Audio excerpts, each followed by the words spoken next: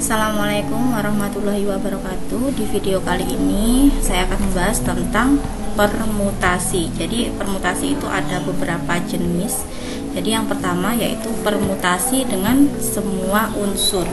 Bisa dilambangkan dengan P, permutasi N. Nah, di sini N karena semua unsur. Jadi cara menghitungnya yaitu N faktorial. N faktorial itu sama dengan N dikali N-1 dikali N-2 dikali sampai 3 dikali 2 dikali 1. Untuk lebih jelasnya tentang materi faktorial bisa dilihat di link di sini. Nah, untuk contoh yang permutasi dengan semua unsur, contohnya adalah banyak susunan huruf berbeda yang dapat dibentuk dari kata madiun adalah. Nah, dapat kita cermati di sini kata-kata madiun. Di sini ada 1, 2, 3, 4, 5, 6 huruf, dan hurufnya itu tidak ada yang sama gitu ya. Jadi dari kata madiun itu bisa dibuat berapa kata gitu kan. Misalnya bisa dibuat kata madiun, kemudian kata maidun, maudin, maduin. Nah, itu kalau ditata kan banyak sekali. Jadi kita bisa menggunakan rumus dengan permutasi semua unsur. Jadi bisa dihitung dengan 6 faktorial sama dengan 6 dikali 5 dikali 4 dikali 3 dikali 2 dikali 1 sama dengan 720. Jadi ada 720 kata yang dapat dibentuk. Kemudian contoh yang nomor 2. Banyak 5 orang duduk berjajar. Jadi ada 5 orang. Berapa banyak cara mereka bisa duduk berjajar? Caranya sama, yaitu 5 faktorial ya. Jadi 5 dikali 4 dikali 3 dikali 2 dikali 1 sama dengan 120. Nah, untuk tipe seperti ini bisa digunakan permutasi dengan semua unsur atau dengan kaidah pencacahan. Itu juga bisa kayak building slot itu ya, bisa dilihat materinya di sini. Oke, selanjutnya yaitu yang B, permutasi dengan sebagian unsur. Ini artinya ada N unsur yang tersedia, kemudian akan dipilih K unsur. Jadi rumusnya itu adalah N faktorial per N dikurangi K faktorial. Nah, contohnya berapa banyak bilangan 3 angka yang berbeda yang tersusun dari angka-angka 1, 2, 3, 4, 5. Jadi di sini angkanya kan ada 5, kemudian akan dibuat 3 bilangan yang berbeda. Kita bisa menggunakan permutasi dengan sebagian unsur, di mana K-nya itu adalah unsur yang dibutuhkan.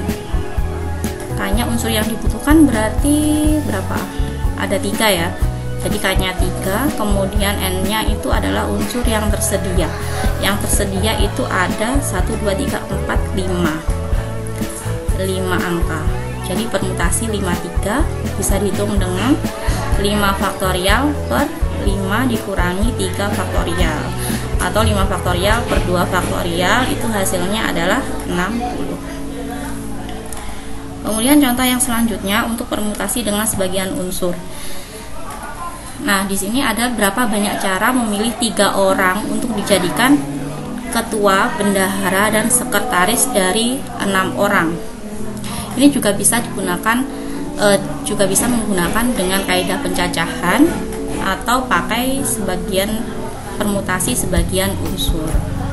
Ya, ini yang tersedia ada 6 orang. Kemudian yang akan dipilih ada 3 orang yang akan dijadikan ketua, bendahara, dan sekretaris. Nah, jadi pakai permutasi 6, 3. 6 faktorial per 6 dikurangi 3 faktorial. Jadi 6 faktorial per 3 faktorial sama dengan 120.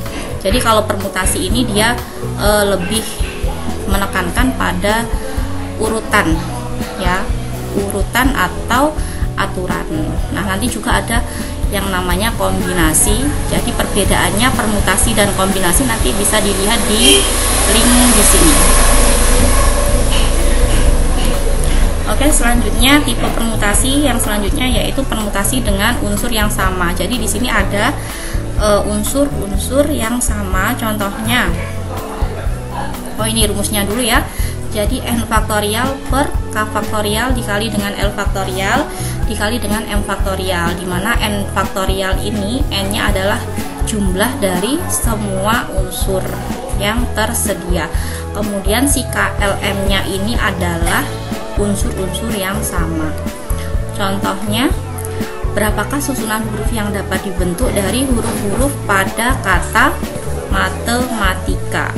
Matematika ini dia terdiri dari 1, 2, 3, 4, 5, 6, 7, 8, 9, 10 ya. Jadi ada 10 huruf.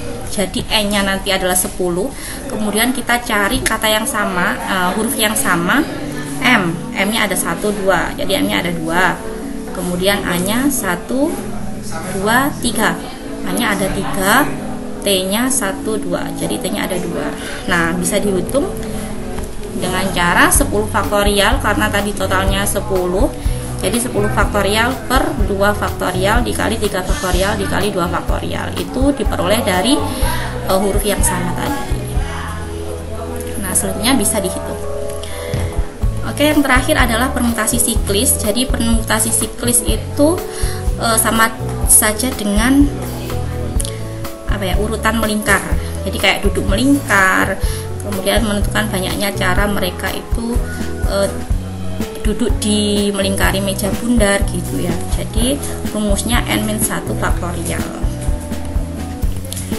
Nah, kenapa kok n-1 faktorial? Karena kalau duduk melingkar, jadi ada salah satu itu dia ketemu dengan temannya yang lain gitu. Ya, misalkan ini sama ini kan dia ketemu nih. Nah, jadi n-1 faktorial. Jadi contohnya, berapa cara 5 orang dapat duduk melingkar? Ya tinggal saja 5 dikurangi 1. Jadi kan 4 faktorial sama dengan 24. Oke, saya rasa sekian dulu. Untuk materi kombinasi selanjutnya bisa dilihat di video berikutnya. Semoga bermanfaat. Saya akhiri, wassalamualaikum warahmatullahi wabarakatuh.